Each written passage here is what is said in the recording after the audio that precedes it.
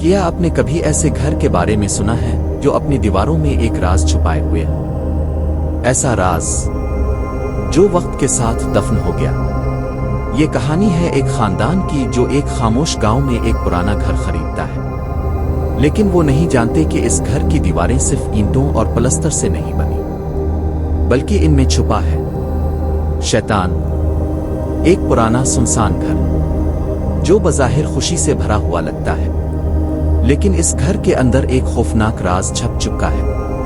یہ کہانی ایک خاندان کی ہے جو نئے گھر میں منتقل ہونے کے بعد اس گہرے راز کا سامنا کرتے ہیں جسے کبھی کسی نے نہیں کھولا تھا۔ یہ خاندان جب نئے گھر میں قدم رکھتا ہے تو سب کچھ معمول کے مطابق نظر آتا ہے، لیکن ایک دن بچوں کو اس گھر کی ایک پرانی دیوار میں چھوٹا سا سوراخ نظر آتا ہے۔ وہ اسے کھود کر دیکھتے ہیں اور وہاں ایک قدیم کتاب ملتی ہے۔ جب کتاب کھلتی ہے ایک پراسرار سرسراہٹ سنائی دیتی ہے۔ یہ آواز ایک چیلنج کی طرح ہوتی ہے، جیسے کہ کچھ بہت گہرا اور خطرناک جاگ رہا ہو، لیکن یہ صرف آغاز تھا۔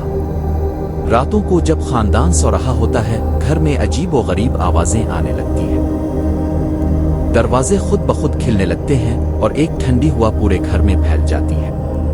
پھر ایک رات بچوں کو ایک سیاہ سایہ نظر آتا ہے، وہ سایہ جو دیواروں میں چھپ کر چلا جاتا ہے۔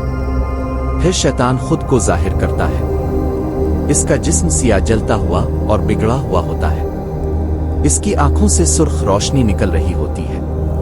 وہ خاندان کو خوف میں مبتلا کر کے کہتا ہے، تم نے میری نیند میں خلل ڈالا، اب تمہیں اس کا خمیازہ بھگتنا ہوگا۔ یہ خاندان نہ جانتا تھا کہ شیطان کی گرفت میں آنا اتنا مشکل ہوگا۔ لیکن جب تمام امیدیں ختم ہو جاتی ہیں، والدہ اپنے ہاتھوں میں قرآن مجید پکڑ کر تلاوت شروع کر دیتی ہے۔ قرآن کی آیت پڑھتے ہی شیطان کی طاقت کم ہونا شروع ہو جاتی ہے۔ اس کی آواز میں خوف آنا شروع ہوتا ہے اور وہ لرز کر دیواروں میں چھپنے کی کوشش کرتا ہے۔ شیطان کی شکست کے بعد خاندان کو یہ سمجھ آ جاتا ہے کہ قرآن کی تلاوت ہی وہ واحد طاقت ہے جو ہر شیطانی قوت کو شکست دے سکتی ہے۔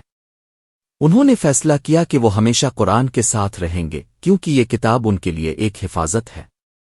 یاد رکھیں، قرآن کی طاقت ہر برائی اور شیطانی قوت کو مٹا سکتی ہے۔ یہ کہانی ہمیں سکھاتی ہے کہ ایمان اور اللہ کی ہدایت کے ذریعے ہم ہر مشکل سے بچ سکتے ہیں۔ اگر آپ کو یہ کہانی پسند آئی ہو تو ویڈیو کو لائک کریں، شیئر کریں، اور مزید ایسی کہانیوں کے لیے ہمارا چینل سبسکرائب کرنا نہ بھولیں۔ اللہ ہمیں ہر برائی سے محفوظ رکھے۔